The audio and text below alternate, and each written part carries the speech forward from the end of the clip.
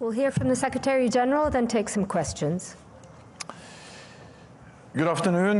We have just concluded the meeting of the NATO-Ukraine Council. President Zelensky updated allies on the situation on the battlefield and Ukraine's most urgent needs.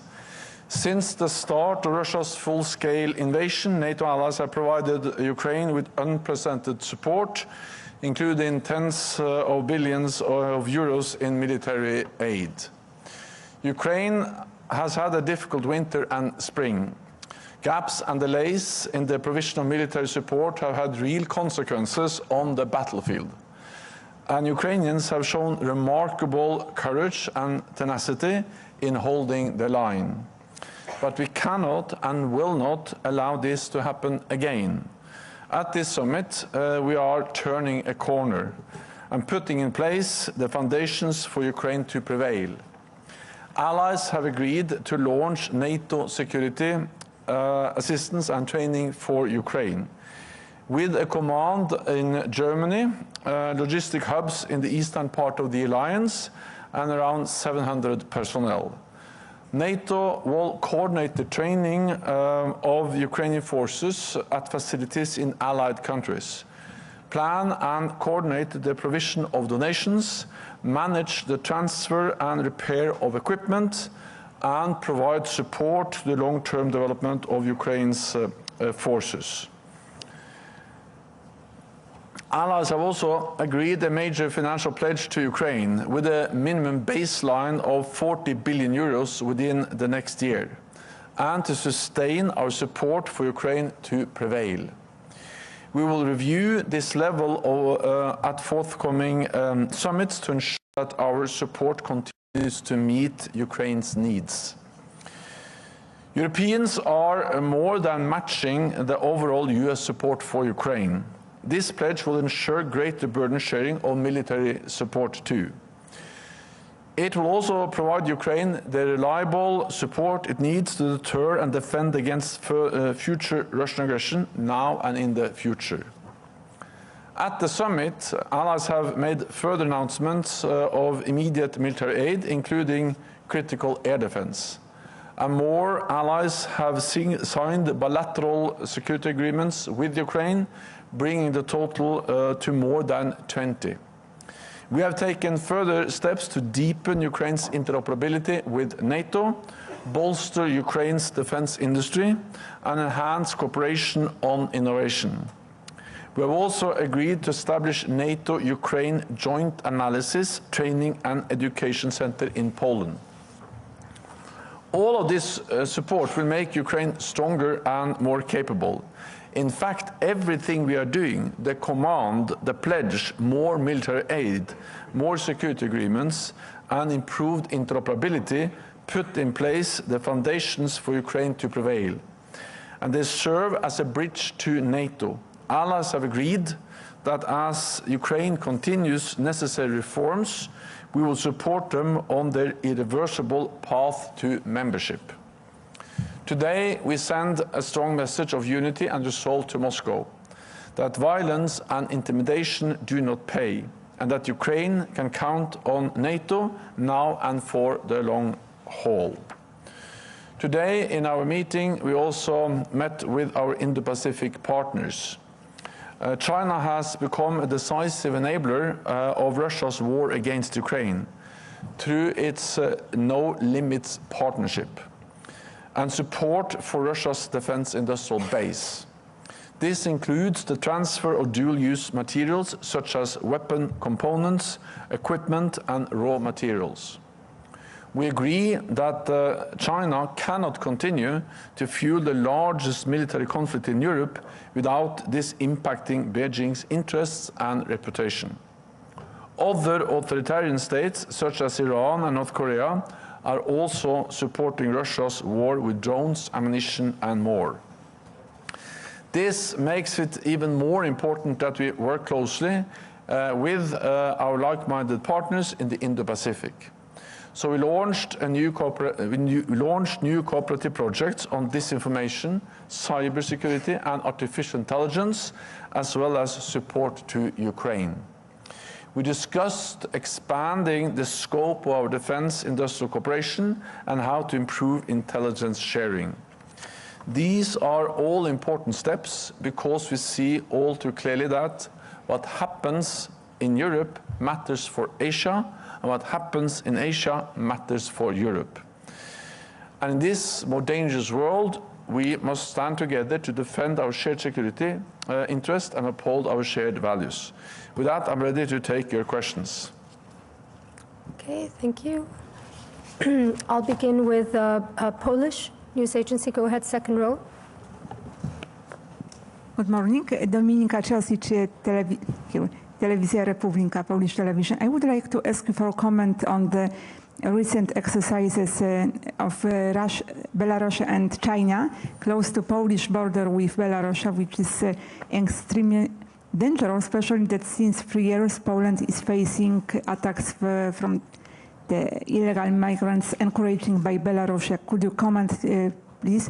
Chinese Minister of Foreign Affairs told only that Poland and Belarus should to find some diplomatic solution. And if I may add something, I think that not only in my personal name, I would like to thank you for all cooperation with media, with journalists, and for all this.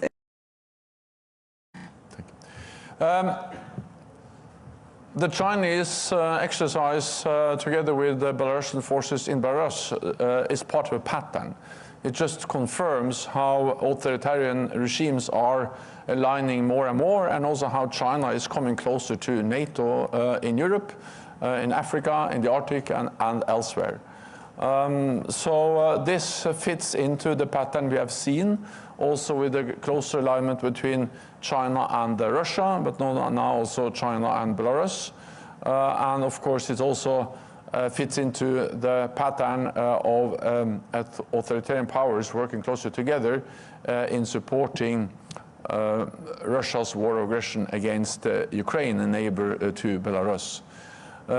We need to remember what kind of regimes we are speaking about. We are speaking about authoritarian regimes. China is oppressing its own people, cracking down on democratic voices, crushed actually democratic voices in Hong Kong, more assertive behavior in the South China Sea, threatening neighbors, threatening Taiwan, and China is conducting a huge military buildup with no transparency and investing heavily in new modern missiles, nuclear weapons. So again, the fact that they are aligning more and more with Russia, with Belarus, just fits into this broader picture of authoritarian powers working together. And of course, that makes it even more important that we then work together with our partners also in the Indo-Pacific. Okay, we'll go to the gentleman in the fourth row, third chair. Hi, my name is Rami Gabr. I'm working for Al Qahira News TV, Egyptian TV. Actually, my question is, according to a congressional law issued last December in the United States, the United States is committed to continue its cooperation with NATO. So from the side of the alliance, the NATO, is there any plans to deal with any changes in power in the United States? I mean the elections in next November, and also on the other side of the North Atlantic. There are some changes we are seeing now in Europe with some right-wing parties are getting some gains in the elections. So if the NATO in general has a plan to deal with all these changes in the both sides of the Atlantic? Well, NATO celebrates its 75th anniversary this year, and throughout our history, we have had many changes of governments and many different political parties in the leadership of the different allied countries. And often there has been concerns about whether new governments, new political parties will support NATO.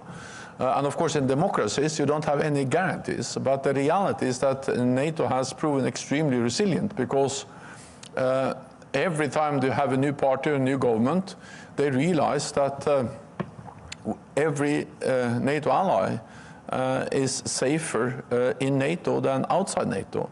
NATO is in the security interest of all allies to stand together. And I expect that to continue to be the case because it is good for North America to have a strong NATO. It's good for Europe to have a strong NATO. And when it comes to the United States, I would just say that I expect that the United States will remain a strong and loyal NATO ally, partly because it is in the security interest of the United States. There are concerns in the United States about the rise, the economic strength, the military power that China represents. And of course, the United States is big, 25% of the world's GDP, the world economy. But together with NATO allies, we represent 50%, twice as much, and 50% of the military might. So the reality is that NATO makes also the United States stronger and safer. And this is a strong argument for the United States to continue to support and to remain a loyal and committed NATO ally. There's also very strong bipartisan support in the United States, according to opinion polls, but also in the US Congress. And then thirdly, the main criticism from, for instance, former President Trump has actually not mainly been against NATO. It has been against NATO allies not investing enough in NATO, and this has fundamentally changed. When we made the pledge in 2014 to invest more in defense, only 3 allies met the NATO guideline of spending 2% of GDP. Now 23 allies. So the clear message from the United States has had an impact. European allies and Canada are really stepping up, and 23 allies will meet the 2% guideline this year. Many will actually spend significantly more. Today, Canada, Prime Minister Trudeau announced that also Canada will now put in place a plan to be at 2% within a few years. So that means that all those allies who are not yet at 2%, they have a plan in place to be at 2%. So I welcome both the fact that so many allies have reached the 2%, but also that those allies are not yet at 2%, including Canada, now have a clear plan in place. So for all these reasons, I expect the United States, as all the allies, to remain committed to NATO, because it is in our interest to be together. Okay, we'll go to Yonhap. This is the last question, I'm afraid. Thank you so much. This is Jun Hyung-jo from Yonhap News Agency, ROK. Secretary General, you mentioned about cooperation between NATO and Indo-Pacific partners. I want to ask you that what kind of role does NATO specifically want ROK to play in terms of helping Ukraine's self-defense right now? And if NATO wants ROK to give military aid to Ukraine, what kind of military aid does NATO want from ROK? And have you talked with ROK sides about these issues during this summit? Thank you very much.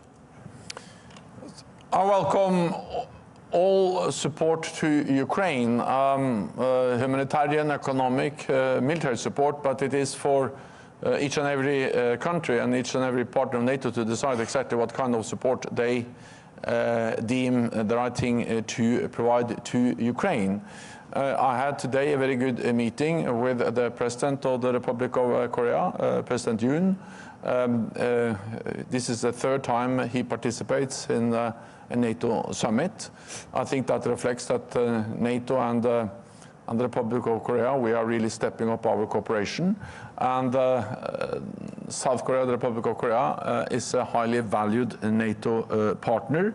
And we are addressing how we can do more together, both deepen our political dialogue, but also strengthen our practical cooperation. We have agreed an individual tailored partnership program addressing different areas where we can work together. And of course, in the meeting with the President today, we also agreed and addressed the fact that what happens in Ukraine today demonstrates how interlinked European security is with the security in the Indo-Pacific. Because we all know that Russia's illegal war against Ukraine is supported by China, by Iran, but not least by North Korea. And North Korea has delivered huge amounts of ammunition, continues to deliver ammunition and the military support to Russia's illegal war. And of course, this is not something North Korea is doing for free. We are very concerned about the potential support that Russia may deliver to North Korea's nuclear missile programs, which are not only a threat to the Korean Peninsula, to the Republic of Korea, but to regional and global stability.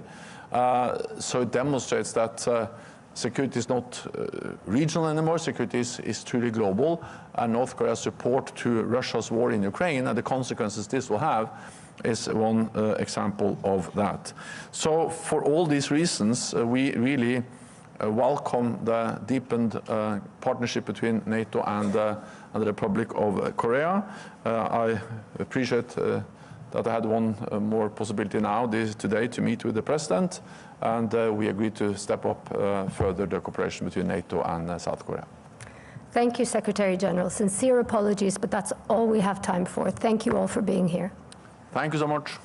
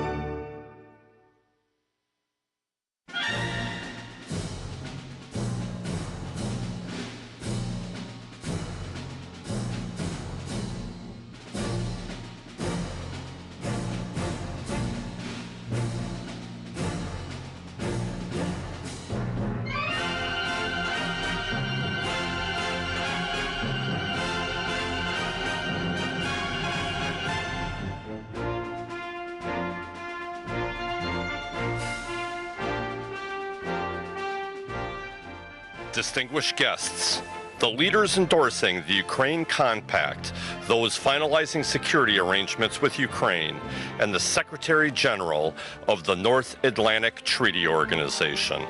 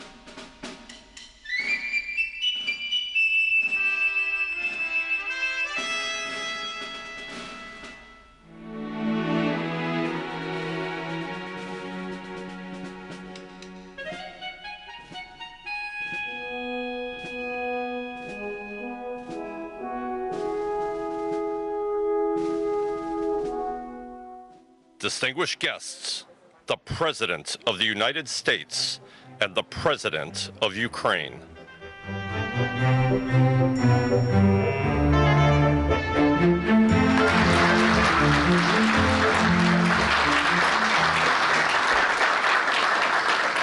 Well, I'm sure my fellow leaders are tired of hearing from all of us, but we have an important thing to do today. It's a way to close this conference. Good afternoon, everyone. When Putin launched his brutal war over 2 years ago, I promised President Zelensky the United States and our allies and our partners would stand with him for the people of Ukraine as they defended their country. Since then, all of you, all my fellow leaders, have built a global coalition to support Ukraine, supplied economic and humanitarian support, supplied weapons that Ukraine needs to defend itself. And 2 days ago, I announced a historic donation of air defense equipment to protect Ukrainian cities, troops, and from Russian missiles. And here today, with all these important people behind me, we take another important step in our collective support for Ukraine. We refer to it as the Ukraine Compact. And here's how it works. Last year, the G7 nations signed onto a declaration to protect Ukraine long term, not just for the duration of this war, but beyond after they win. 25 additional countries quickly joined them and pledged to negotiate and sign a bilateral security agreement with Ukraine. Now, 1 year later, more than 20 countries plus the European Union have completed and signed these agreements. And more countries are finalizing theirs as we speak. This compact brings all those countries together in a unified, coordinated, and comprehensive architecture to support Ukraine, not just for now, but for years in the future. In the short term, we'll continue to supply Ukraine with the weapons, munitions, and training they need to repel Russian forces. In the medium term, we'll help build a future force that has the strength and the capabilities both to defend Ukraine and deter further aggression. In the long term, after this war is over, if Putin ever tries it again, all the countries that endorsed the compact have pledged to have Ukraine's back, just like we have it now. You heard me say it before. We're building a bridge to NATO for Ukraine, a pathway leading to an eventual membership as they continue to implement important domestic reforms. This compact, which is on the stage here, is a central piece of that bridge. What happens to Ukraine matters. It matters to all of Europe. It matters to NATO. Quite frankly, it matters to the whole world. We're united against Putin's senseless and brutal war. We are united behind Ukraine as it fights to defend its freedom and its future. We're united behind a vision of the world where free countries like Ukraine do not have to fear aggression from a brutal tyrant next door. I want to commend you, Ukrainian armed forces, as their defense secretary leaders are here as well, and the Ukrainian people. You're incredible.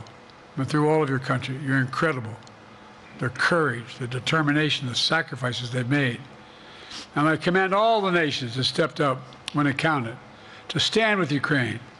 I've said before, Russia will not prevail in this war. Ukraine will prevail in this war, and we'll stand with them every single step of the way. That's what the compact says, loudly and clearly. And now I want to hand it over to the President of Ukraine, who has as much courage as he has determination. Ladies and gentlemen, President Putin. President Putin. He's going to beat President Putin. President Zelensky. I'm so focused on beating Putin, we got to worry about it. Anyway, Mr. President. I'm better. You are a hell of a lot better. Thank you so much, Mr. President. Thank you very much.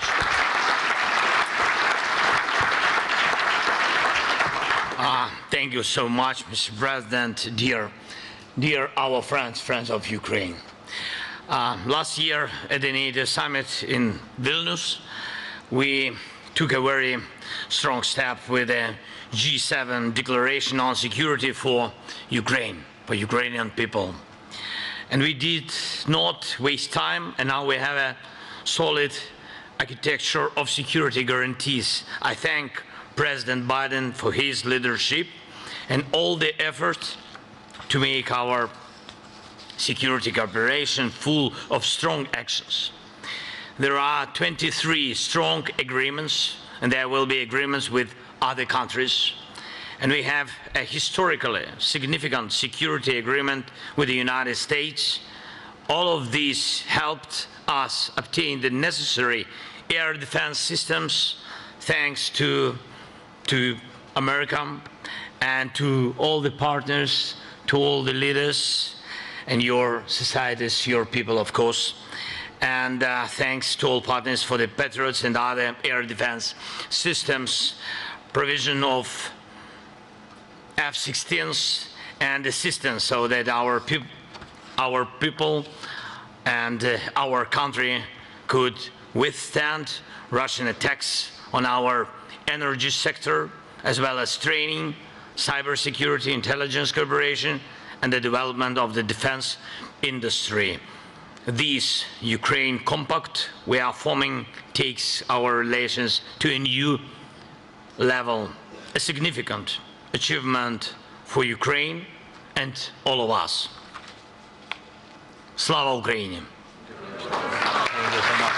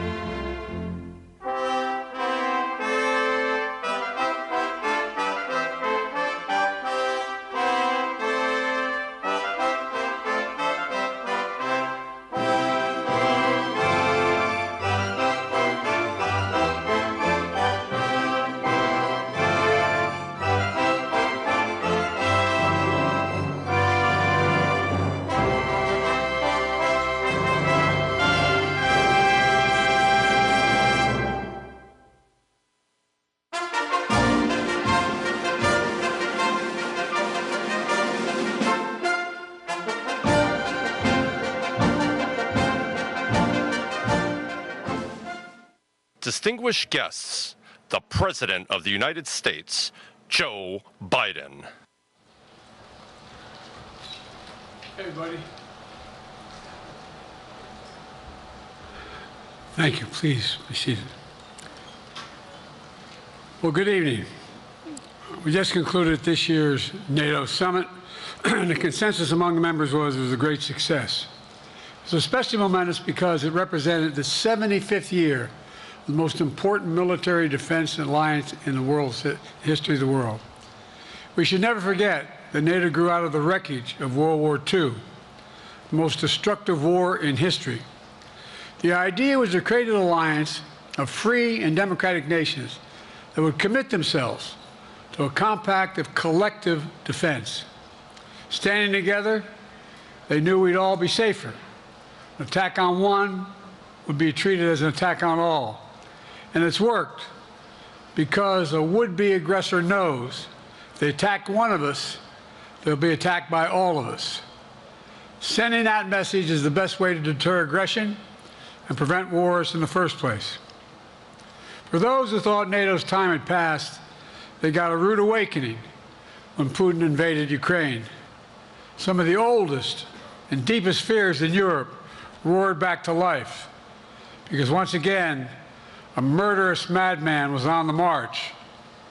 But this time, no one cowered in appeasement, especially the United States.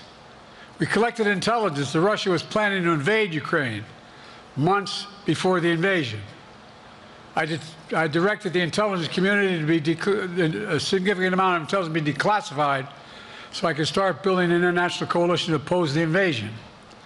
Then in February, some of you remember, I warned the world that the invasion was imminent. I rallied a coalition of 50 nations from Europe to Asia to help Ukraine defend itself.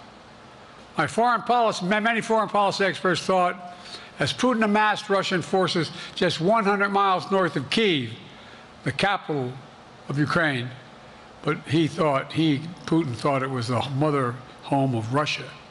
The capital would fall in less than a week. But the Ukrainian people, backed by a coalition to help build, stopped them. Today, Kyiv still stands, and NATO stands stronger than it has ever been. During the week of this summit, several heads of states made it a point in their statements to thank the United States and to thank me personally for all that NATO has achieved. NATO is not only stronger, NATO is bigger because we led the charge to bring in Finland and Sweden into the alliance, and it makes a gigantic difference. Excuse me. Meanwhile, my predecessor has made it clear he has no commitment to NATO. He's made it clear that he would feel no obligation to honor Article 5. He's already told Putin, and I quote, "Do whatever the hell you want." In fact, the day after Putin invaded Ukraine, here's what he said. It was genius. It was wonderful. Some of you forgot that, but that's exactly what he said. But I made it clear, a strong NATO is essential to American security. And I believe the obligation of Article 5 is sacred. And I would remind all Americans, Article 5 is invoked only once in NATO's long history, and that was to defend America after 9/11. I made it clear that I will not bow down to Putin. I will not walk away from Ukraine. I will keep NATO strong. That's exactly what we did, and exactly what we'll continue to do. Now, the future of American policy is up to the American people. This is much more than a political question. It's more than that. It's a national security issue. Don't reduce this to the usual testament that people talk about, issues of being a political campaign. It's far too important. It's about the world we live in for decades to come. Every American must ask herself or himself, is the world safer with NATO? Are you safer? Is your family safer? I believe the American people know. The answer to all those questions is yes. And I believe the American people understand that America is stronger because of our alliances. I believe the American consensus from Truman to Reagan to me still holds today. America cannot retreat from the world. We must lead the world. We are an indispensable nation, as Madeleine Albright wrote. Now let me turn to three other key issues. Just this morning, we had a great economic report showing inflation is down. Overall prices fell last month. Core inflation is the lowest it's been in 3 years. Prices are falling for cars, appliances, and airfares. Grocery prices have fallen since the start of the year. We're going to keep working to take down corporate greed to bring those prices down further. Meanwhile, Trump's calling for a 10% tariff on everything Americans buy, including food from overseas, vegetables, and other necessities. And economists tell us that that would cost the average American working family another $2,500 a year. It's a tax of $2,500 a year. Second, our efforts to secure the border, southern border, is working. After Trump killed the bipartisan effort to secure the border, Republicans and Democrats had worked on, because he thought it would benefit me and make him a loser, Republicans walked away. So I took executive action last month. As a consequence, working with Mexico, border encounters have gone down over 50%. The current level is lower today than when Trump left office. Third, for months, the United States has been working to secure a ceasefire in Gaza, to bring the hostages home, to create a path for peace and stability in the Middle East. 6 weeks ago, I laid out a detailed plan in writing. It was endorsed by the UN Security Council, the G7. That framework is now agreed on by both Israel and Hamas. So I sent my team to the region to hammer out the details.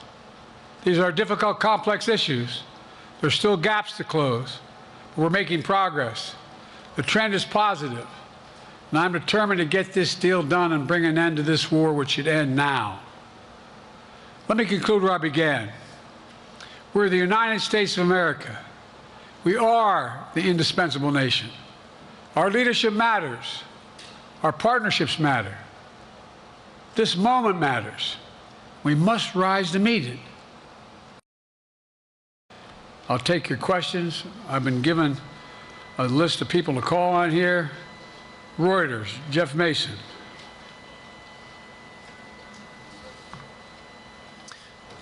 Mr. President, your political future has hung over the NATO summit a little bit this week. Speaker Pelosi made a point of suggesting that your decision on whether to stay in the race was still open. George Clooney and a handful of lawmakers have called on you to step aside. Reuters is reporting tonight that UAW leadership is concerned about your ability to win. UAW just endorsed me, but go ahead. Thank you. My question for you is, how are you incorporating these developments into your decision to stay? And separately, what concerns do you have about Vice President Harris's ability to beat Donald Trump if she were at the top of the ticket? Look, I wouldn't have picked Vice President Trump to be vice president, but I think she was not qualified to be president. So let's start there. Number one. The fact is that the consideration is that I think I'm the most qualified person to run for president. I beat him once, and I will beat him again. Secondly, the idea, I served in the Senate a long time. The idea that senators and congressmen running for office worry about the ticket is not unusual. And I might add, there are at least 5 presidents running or incumbent presidents who had lower numbers than I have now, later in the campaign. So there's a long way to go in this campaign. And so I'm just going to keep moving, and because, look, I got more work to do. We've got more work to finish. There's so much, we made so much progress. Think about it. Think about where we are economically relative to the rest of the world. Name me a world leader who wouldn't want to trade places with our economy. We've created over 800,000 manufacturing jobs, 1.5 million jobs. I mean, so things are moving. We got more to go. Working class people still need help. Corporate greed is still at large. Their prices, the corporate profits have doubled since the pandemic. They're coming down, and so I'm optimistic about where things are going. Danny Kemp, AFP. Thanks. Thank you, Mr. President. I wanted to ask you about your, you mixed up Presidents Zelensky and Putin earlier today. And you now have sort of your key allies, including the British Prime Minister, the President of France, and the German Chancellor having to step in and make excuses for you on that. And officials here are saying off the record that your decline has become noticeable. Hasn't this now, frankly, become damaging for America's standing in the world? Thank you. Did you see any damage to our standing in my leading this conference? Have you seen a more successful conference? What do you think? And the Putin piece, I was talking about Putin, and I said, and now, at the very end, I said, here, I mean Putin. I said, no, I'm sorry, Zelensky. And then I added 5 other names. Look, guys, the idea anybody suggests that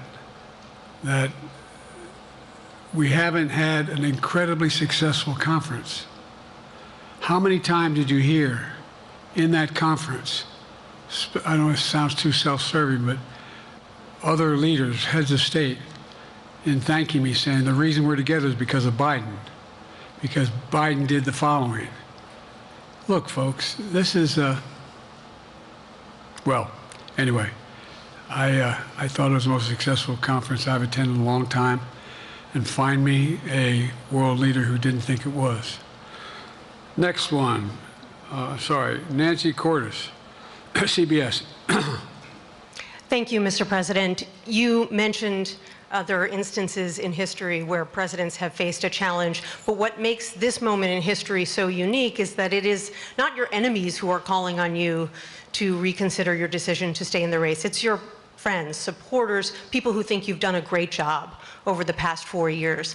Have you spent time thinking about what it would mean for your legacy, which you've worked decades to build, if you stay in the race, the concerns voters say they have, and you lose to someone who you yourself have argued is unfit to return to the Oval Office? Well, look, I'm not in this for my legacy. I'm in this to complete the job I started. As you recall, understandably, many of you and many economists thought my initial initiatives that I put forward, can't do that, it's going to cause inflation, things are going to skyrocket, the debt's going to go up.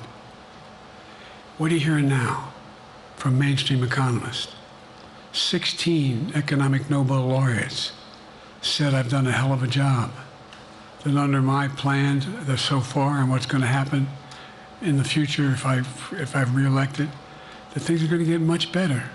Our economy is growing. I was determined when I got elected to stop the trickle-down economic theory, that if the wealthy did very well, everybody else would do well. My dad was a well-read, decent guy. I don't remember much trickling down on his kitchen table. Middle-class people and working-class people need help. And so what happened is I decided to was able to implement as president what I believed when I was a senator. And that is that the way to build this economy is from the middle out and the bottom up. That way we grow the economy. And the wealthy still do very well. They do fine. And guess what? Find me an economist, a mainstream economist who said we haven't done well. What have we not done that isn't working right now? And so we got more to do, though. We got to finish the job.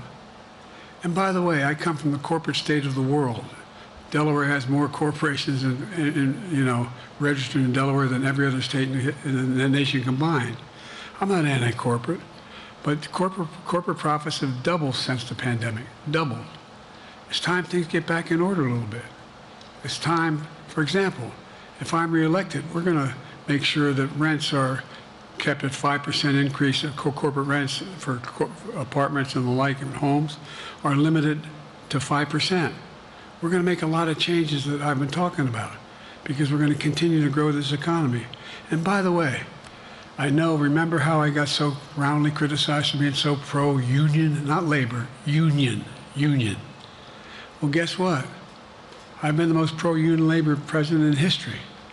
Not a joke. And guess what? We had the Treasury Department do a study. When unions do better, everybody does better. Everybody does better.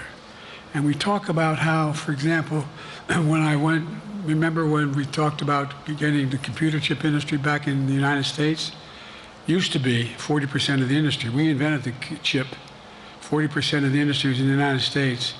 And former presidents decided that the best way to do it is find the cheapest labor in the world, send the product over there, and import what the product was.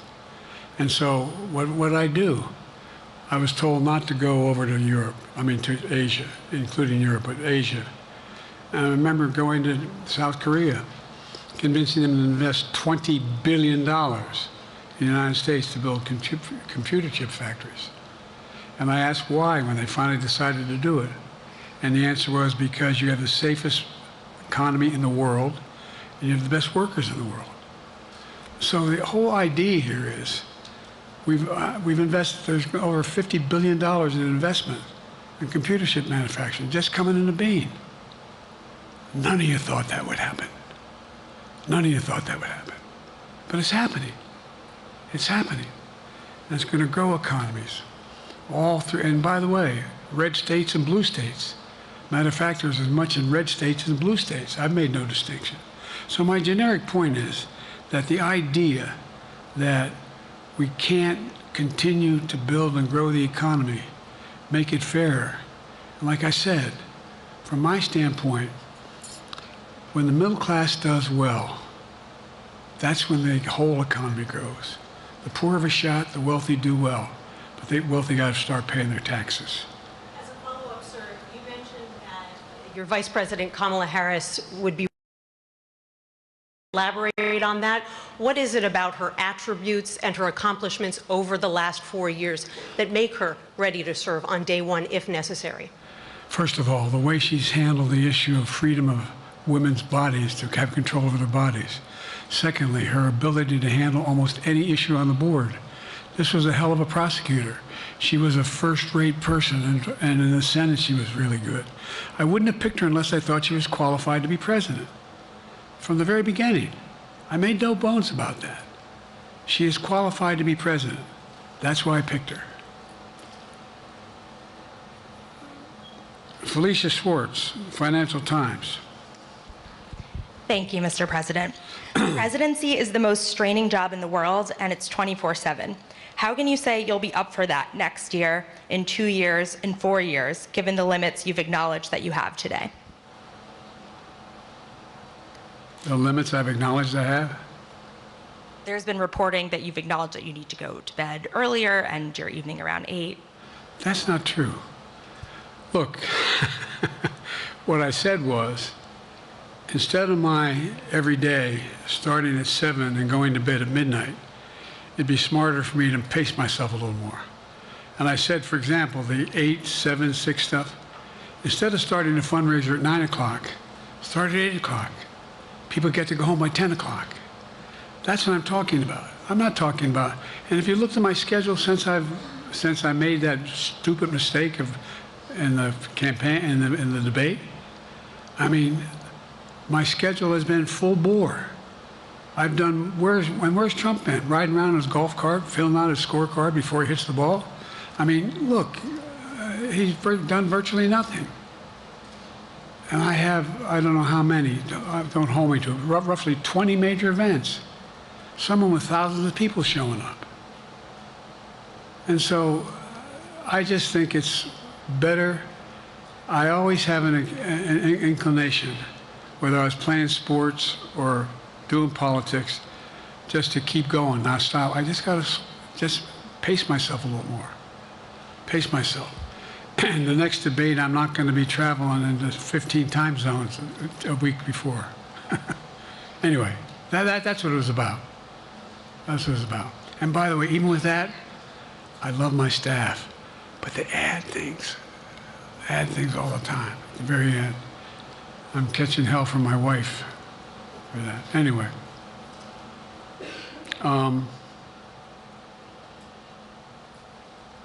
I'm sorry, Zeke Miller, Associated Press. Thank you, Mr. President. Two questions for you. First, on the NATO summit, President Zelensky, in your meeting with him, he pressed you to lift your limitations on the Ukrainian use of American weapons, saying that, in his public remarks afterwards, saying that Ukraine cannot win the war unless those limitations are lifted. Are you reconsidering your position on that? And then secondly, following up on Felicia's question there, leaders of your own party have said that they're not worried about that debate. They're worried about the next bad night and the bad night after that. How can you reassure the American people that you are up to the task and that there won't be more bad nights at a debate stage or somewhere else? First thing about Zelensky asking for the ability to strike deep into Russia. We've allowed Zelensky to use American weapons in the near term, in the near or abroad, into Russia. Whether or not he should be attacked. For example, should Zelensky, he's not, but if he had the capacity to strike Moscow, strike the Kremlin, would that make sense? It wouldn't. The question is, what's the best use of the weaponry he has, and the weaponry we were getting to him? I've gotten a more long-range capacity, as well as defensive capacity. And so our military is working on the advice of my commander-in-chief, the chief of staff of the military, as well as the Secretary of Defense and our intelligence people. And we're making a day-to-day basis on what they should and shouldn't go, how far they should go in. That's a logical thing to do. Second question related to bad nights, sir. How can you reassure the American people that you won't have more bad nights, whether they be on a debate stage or it's a matter of foreign policy? Well, I tell you what, the best way to assure them is the way I assure myself. And that is, am I getting the job done? Am I getting the job done? Can you name me somebody who's got more major piece of legislation passed in 3.5 years? I created 2,000 jobs just last week. So if I slow down, I can't get the job done. That's a sign that I shouldn't be doing it. But there's no indication of that yet. None. What do we got here?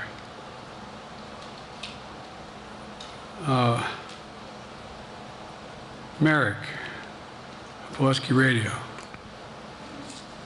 Thank you, Mr. President. How are you? I'm well. The elections in the US have consequences around the world. You have pretty high standing in Europe. I just asked President Macron about you, and he said we are happy to have him as the President of the United States. But there is a concern. Many people in Poland and across Europe are worried that the former president may win the election. And there's a lot of concern that Donald Trump may weaken NATO, stop supporting Ukraine, or push Ukraine to give up territories to Russia. They're correct. And yourself was warning just 2 minutes ago about it. So my question is, do you think that Europe will be left on its own if Donald Trump wins the election? And what's your advice to European leaders to prepare for possible US disengagement? Well, look, I think, how can I say this without sounding too self-serving? I'm not having any of my European allies come up to me and say, Joe, don't run. What I hear them say is, you've got to win. You can't let this guy come forward.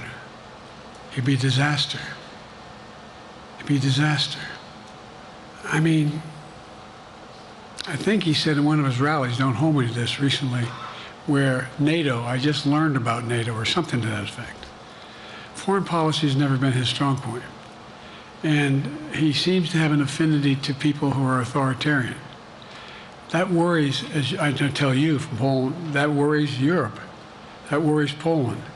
And nobody, including the people of Poland, think that if he wins in Ukraine, he's going to stop in Ukraine, that that's going to be the end of it. And so what I can say is, I think I'm the best qualified person to do the job, to make sure that Ukraine does not fall, that Ukraine succeeds, that the European alliance stays strong. You may recall, no one was talking about Finland joining NATO. I remember talking to Putin right after we got elected in Geneva, and he was talking about what we should do. We couldn't be in Eastern Europe, etc. And I said, you're looking for the Finlandization of Ukraine. I said, you're going to get the NATOization of Finland. And about 4 weeks later, I got a call. No, that's not true. Probably 5 months later, from the president of Finland, could he come and see me? Because in my office, I invited him to the Oval Office. We sat down and talked. He said, he joined NATO, could I help? And I did. It wasn't automatic. And then I got a call from the Swedes. I beg your pardon?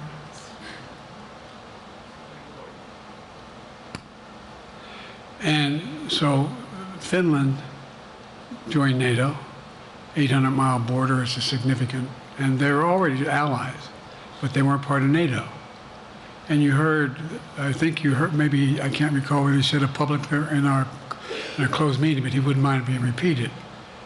He said, we decided in Finland, the people of Finland decided they had to be part of NATO. It was in our interest because of the joint ability to be together, to dissuade any attack on Finland. And the same thing with Sweden. It took a lot of selling to some folks, particularly in Turkey and other places, to agree to the expansion. But it expanded. And we're a hell of a lot stronger because of it. We're more secure because of it. And by the way, I was able to get 50 other nations, 50, to support Ukraine. 50. And we were able to bring about a coalition of Europe and Asia, Japan and South Korea. I just met we talked about AUKUS, and we talked about the relationship between Australia, New Zealand, Japan, South Korea, the United States. We're making the world safer and stronger because we have to deal with the new arrangement that exists in the world. The Cold War is over. The post-war era is over. What is going to replace it? And I respectfully suggest I have a pretty good idea what that should be. I've convinced a lot of people to follow it, and we're just going to get stronger. David Sanger. Where's it? Thank you, Mr. President. Be nice, David. Mr. President, the NATO declaration that was issued yesterday was very notable because it described China as a decisive enabler of the war in Ukraine for its provision of critical goods to the Russians. That's part of a broader partnership that seems to have cemented in place in the past 2 or 3 years. I think one that you were a little bit doubtful of when we asked you about it some time ago. So I'd be interested to know whether you have a strategy now of trying to interrupt the partnership between China and Russia, and whether or not in a second term you would pursue that, if you could describe that strategy to us. And along the way, could you also tell us whether you think, just to follow up on Felicia's question, that if you were in a room with Vladimir Putin again, the way you were 3 years ago, or with President Xi, that a few years from now you will be able to go negotiate with them, handle them one-on-one? Well, the first part of your question is, we discussed and I raised in the NATO summit, and others raised, the future of China's involvement, what they're going to do.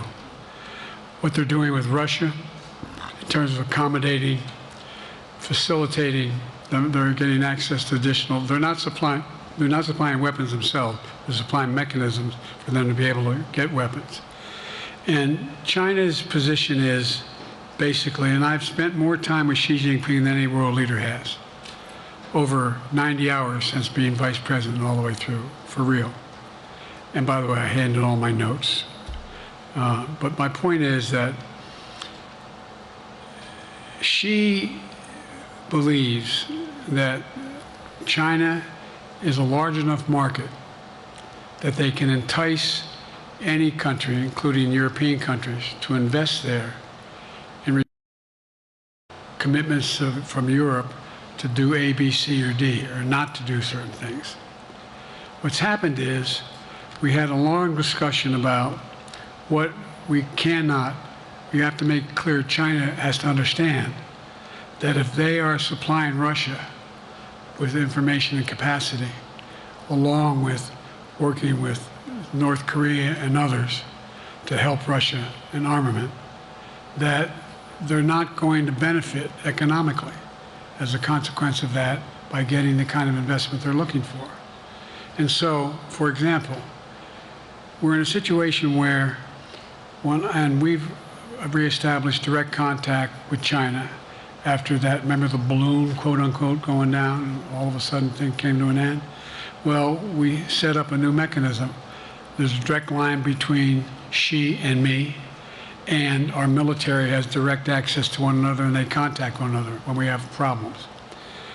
The issue is that we have to make sure that Xi understands there's a price to pay for undercutting both the Pacific Basin as well as Europe, and as it relates to Russia and dealing with Ukraine. And so for example, if you want to invest in China, as you know this area really well, if you want to invest in China, you have to have a 51% Chinese owner. You have to make sure that you do by their rules, and you don't have the authority, and that you have to provide all access to all the data and information you have. There was a while there, as you recall, the last administration and other administrations, where the access to that market was enticing enough to get companies to come in because they had access to over 1 billion people in a market, not 1 billion, but a lot of people in the market. And so they were doing it. But that got curtailed when we started saying we're going to play by the same rules. For example, the idea they don't abide by the international rules related to subsidizing products by the government funding. So guess what? They're not going to be able to export their electric vehicles to the United States without a significant tariff. Others are doing the same thing around the world. But it is a concern. It is a concern that you have both China, North Korea, Russia, Iran, countries that are not necessarily coordinated in the past, looking to figure out how they can have impact. Do you have a strategy to interrupt that impact? Yes, I do, but I'm not prepared to talk about the detail of it in public. And I think you'll see that some of our European friends are going to be curtailing their investment in Russia, in China, as long as China continues to have this indirect help to Russia in terms of being able to help their economy as well as help them in, as a consequence of that, their ability to fight in Ukraine. The other thing that we talked a lot about is that, and I raised it, and I didn't hear any, I can't swear that everyone agreed because not everyone got to talk about it, but we need a new industrial policy in the West.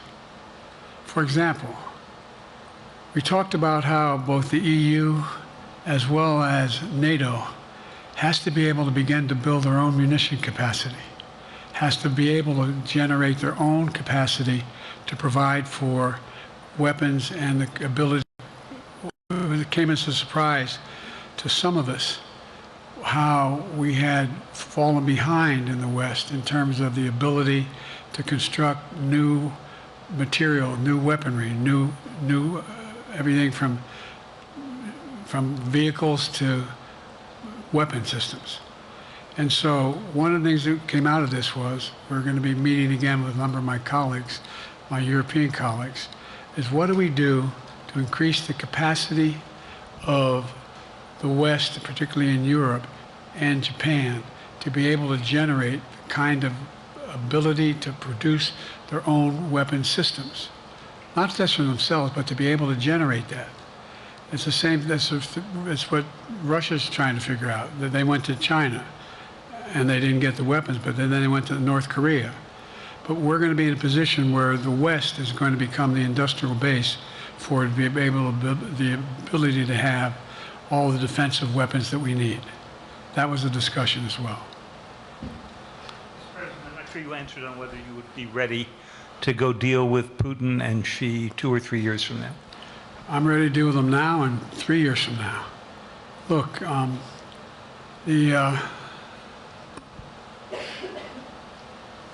like I said, I'm dealing with Xi right now and direct contact with him.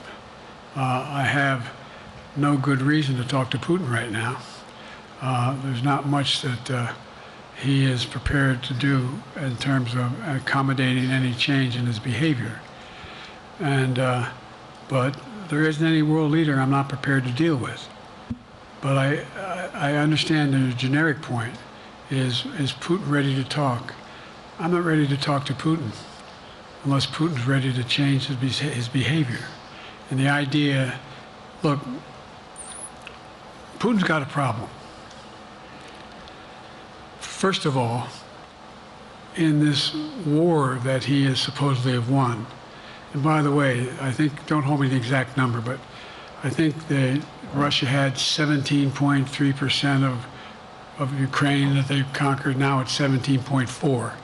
I mean, in terms of percentage of territory. They've not been very successful.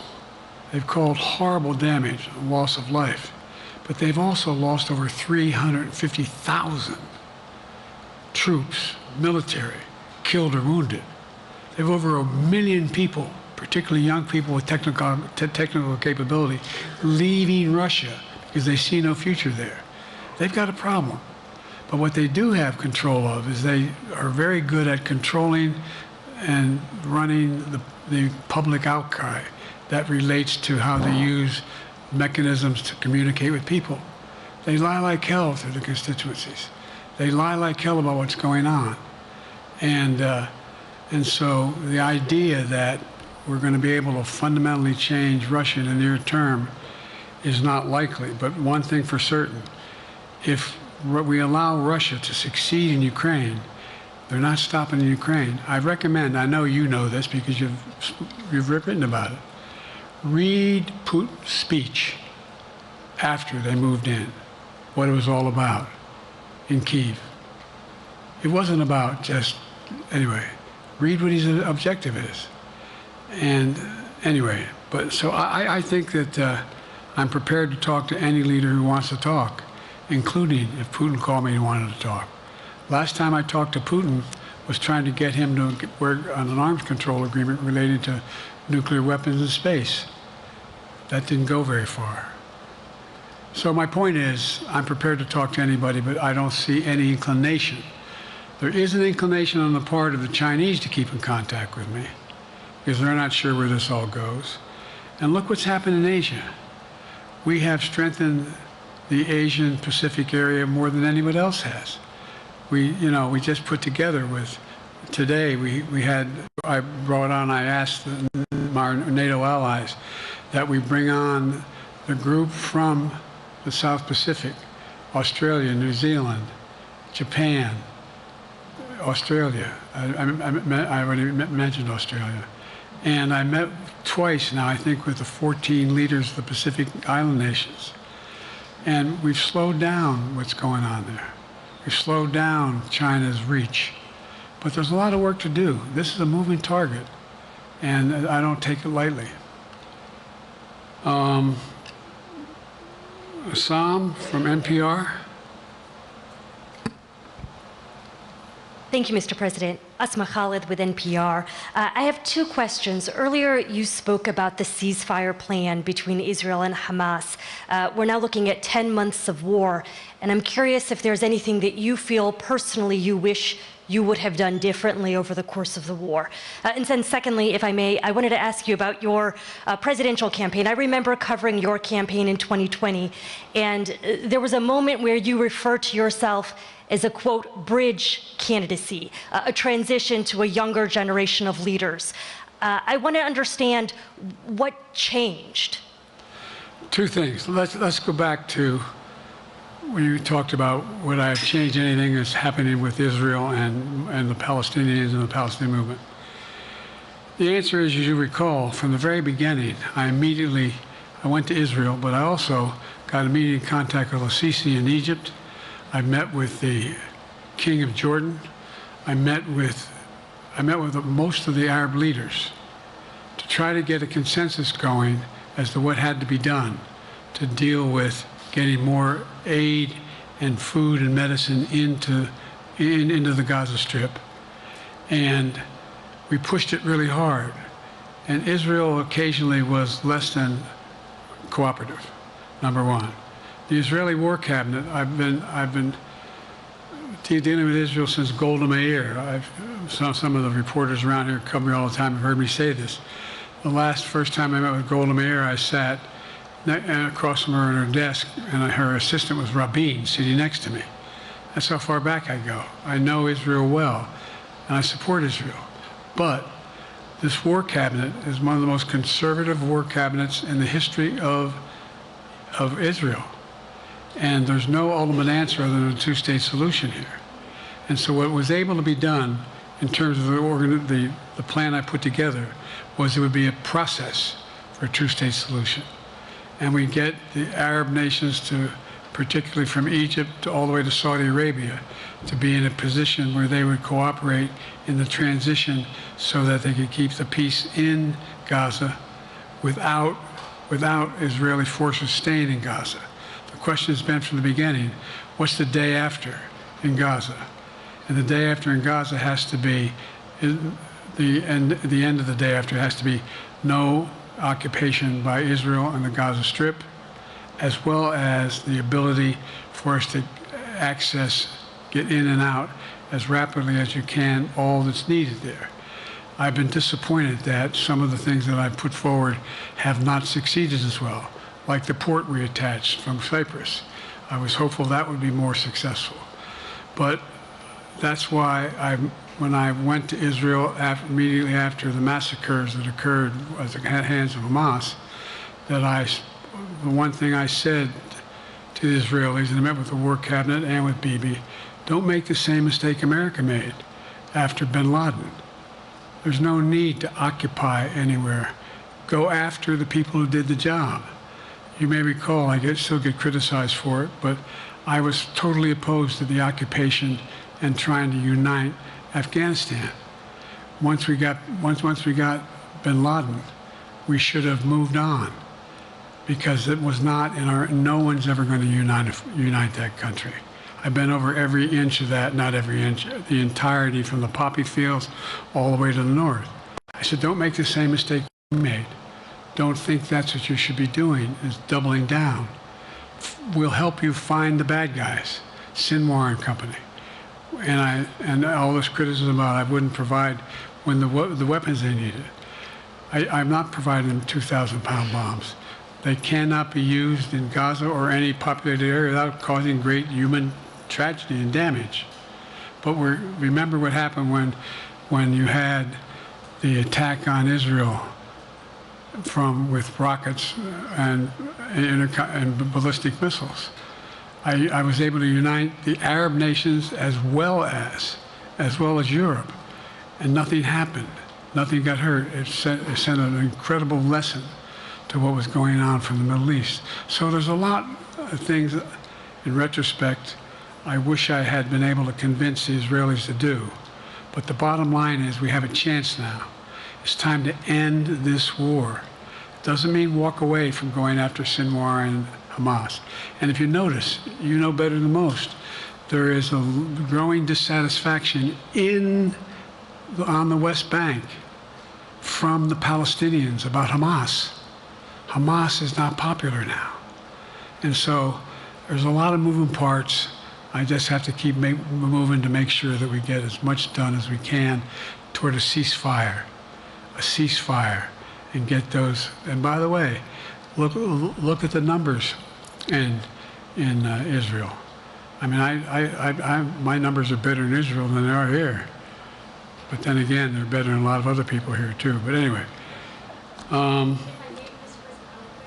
Bridge candidacy in 2020, you referred to yourself as being a bridge candidate for a younger, fresher generation of Democratic leaders, and I wanted to know what changed. What changed was the gravity of the situation I inherited in terms of the economy, our foreign policy, and domestic division. And I think, I won't put words in anybody's mouth, most presidential historians give me credit for having accomplished more than most any president since Johnson and maybe before that to get major pieces of legislation passed. And what I realized was my long time in the Senate had equipped me to have the wisdom to know how to deal with the Congress to get things done.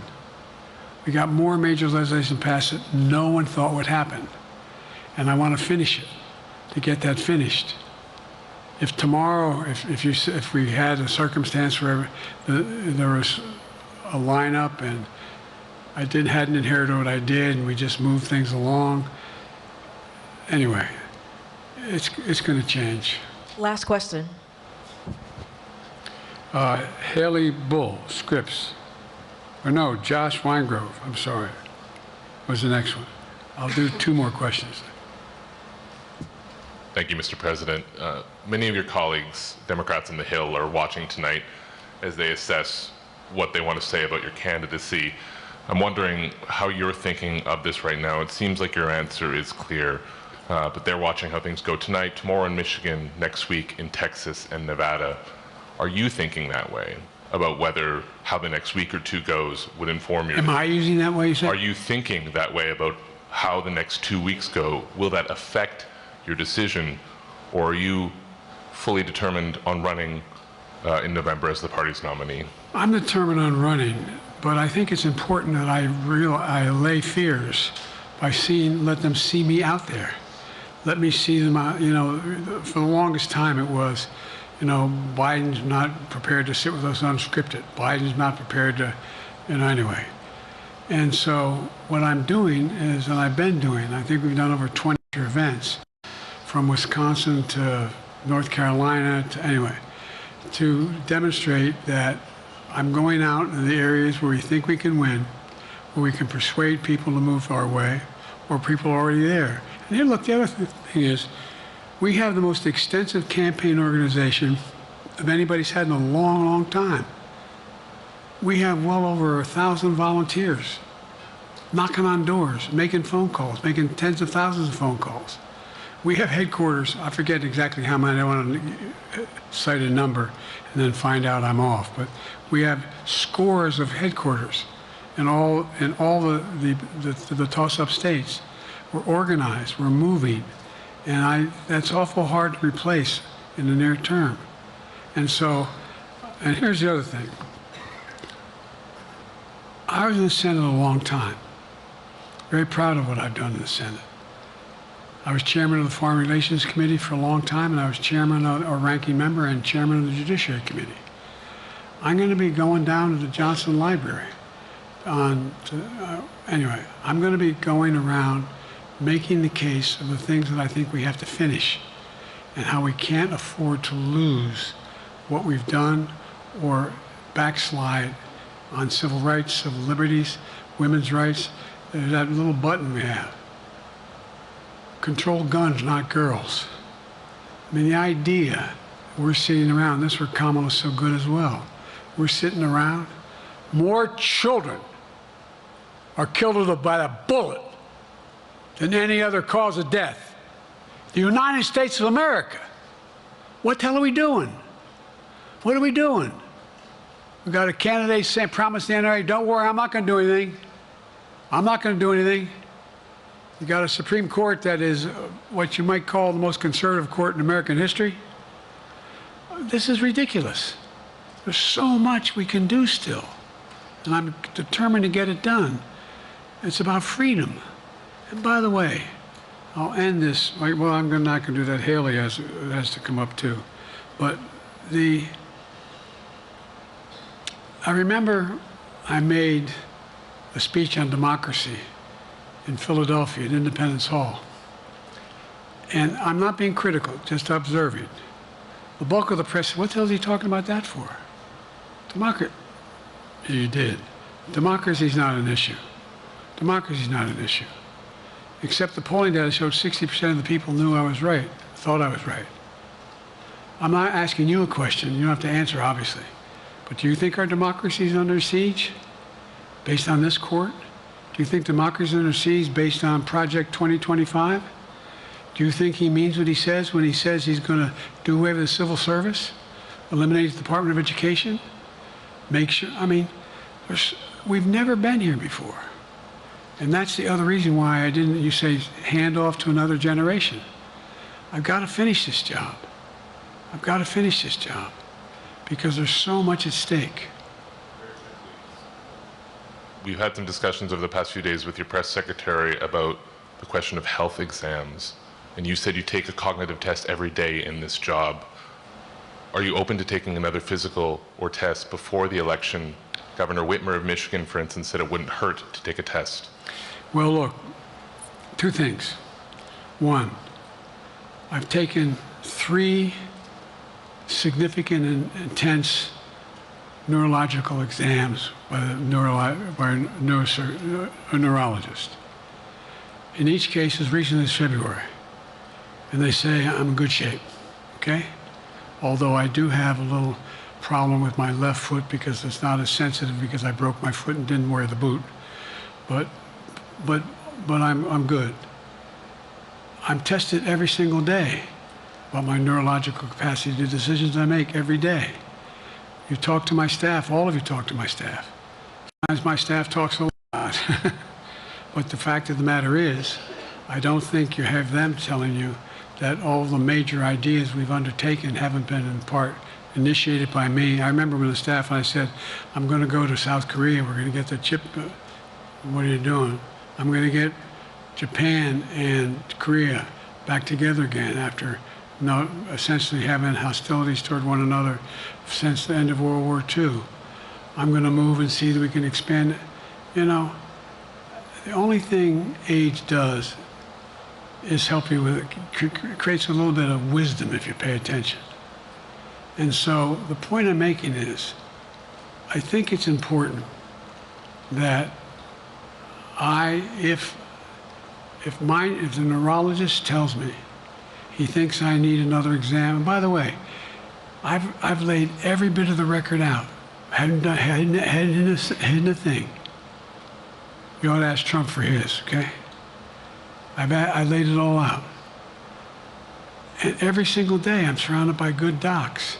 If they think there's a problem, I promise you, or even if they don't think it's a problem, they think I should have a neurological exam again, I'll do it. But no one's suggesting that to me now. And I'll ask you another question. No matter what I did, no one's going to be satisfied. Did you have 7 docs? Did you have 2? Who'd you have? Did you do this? How many times did you? So I am not opposed if my doctors tell me I should have another neurological exam, I'll do it. But that's where I am. Haley Bull, Scripps. Thank you, Mr. President. You said you're making decisions on a day-to-day basis when it comes to support for Ukraine. Does that mean you have not closed the door on further considering lifting restrictions for U.S.-made weapons inside Russia? And if I may, your convention is coming up where your delegates are pledged to make you the official nominee If they have second thoughts, are they free to vote their conscience? Obviously, they're free to do whatever they want, but I get overwhelming support. Overwhelming support. I won, I forget how many votes I won in the primary. Overwhelming. And so tomorrow, if all of a sudden I show up at the convention, everybody says, we want somebody else, that's the democratic process. It's not going to happen. Even if that means they vote for someone else?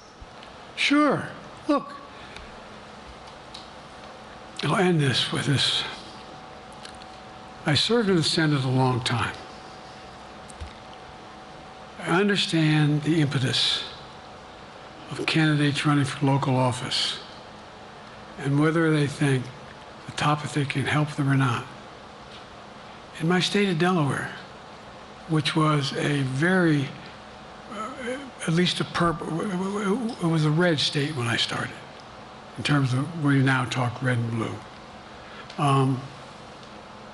I don't recall most of the Democratic presidents winning my state when I was a candidate. The truth of the matter is I understand the self-interest of every candidate. If they think that, you know, running with Biden at the top is going to hurt them, then they're going to run away. I get it. But so far, go and look at the polling data in their states. Look at the in-depth, and by the way, I think you'd all acknowledge, and you're all experts, I'm not being solicitous about the president, you're experts on this stuff. How accurate does anybody think the polls are these days?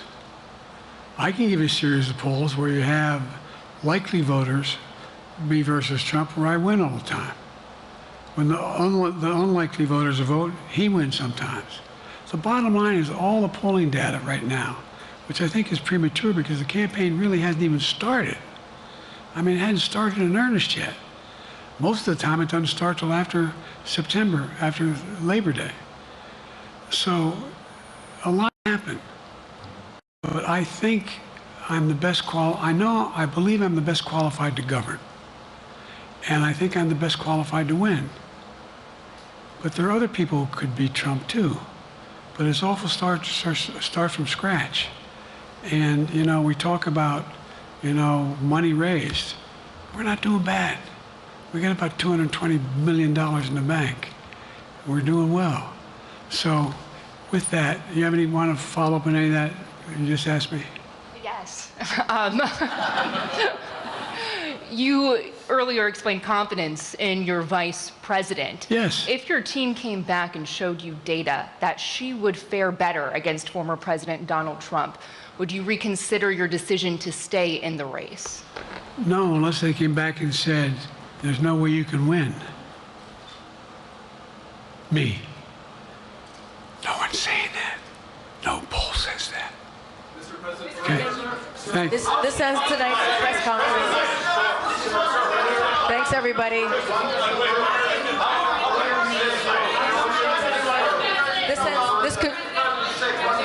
This concludes. Respectfully, earlier you misspoke in your opening answer. You referred to Vice President Harris as Vice President Trump.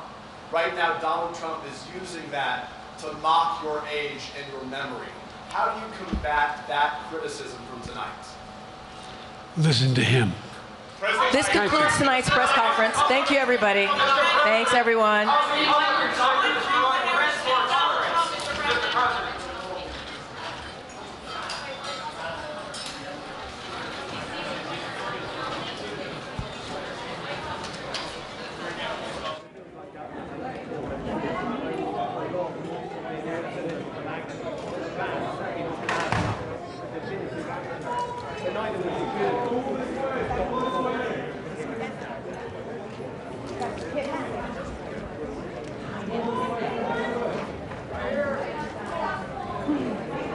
Kristen, back.